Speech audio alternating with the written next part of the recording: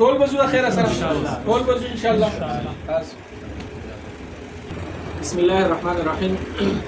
سبا د جمعې په ورځ چې کوم احتجاجي مظاهره ده په هغې حوالې سره نن په سدبل کې الفاظ ډول جلسې کې اجلاس وشو الحمدلله. نو دا متفقه فیصله وشوله چې وایي موږ به سبا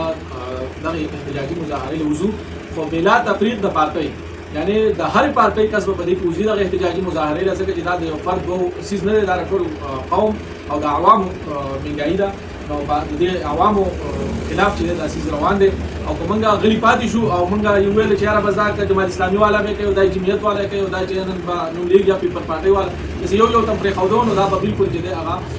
د حکومت به جري شي او نور به هم منګایي زیاته کړي. که بالفرض موږ متفقه ور باندې راووتو نو ان شاء الله دغې ته به یو برپور موږ قوت دغه مظاهره مو وکړو او هغې ته به یو میسج ورکړو چې عوامو ته دا څیز منظور نه دی. نو د ټولو نه دا درخواست دی چې هغه که هرې پارټۍ والا دی سبا راوځئ او په هر ځای کې که خپل هیډ کوارټر ته راوځئ، او که تیمرګره ده که منګوره ده کار دی، سبا د جمعې مانځه نه پس 3 بجې خپل هیډ کوارټرو ته وځئ، او د دیر والا چې دی هغه به تیمرګرې ته وځي، د سوات والا منګورې ته، دغه شان د نورو ښارونو والا به ضلعو والا به خپل هیډ کوارټرو ته وځي، خو بلا تفریق د پارټۍ ټول ملګري وځئ، نو انشاءالله ښه فایده به وي. فدا صاحب تاسو په دې باره کې څه وایئ؟ تاسو په خپله دا خبره وکړئ. دغه اتفاق پکار دی چې دا اتفاق نه شي، نو د دې نه علاوه دا خبره نه ده چې دا ملګری زموږ سره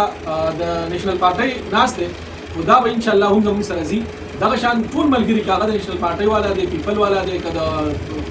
پی ټي آی والا دی، که د بلې پارټۍ جماعت اسلامي والا، ټولو نه درخواست دا دی چې دا د احتجاجي مظاهرې له وځي. دا ملګري ټول راټول شوي الحمدلله، دې متفقه دا فیصله کړې ده سبا به وځو د خیره سره، او د سدبل کې به ډېر ګاډي وځي، ټول به انشاءالله راوځي خیره سره ټول به وځو انشاءالله.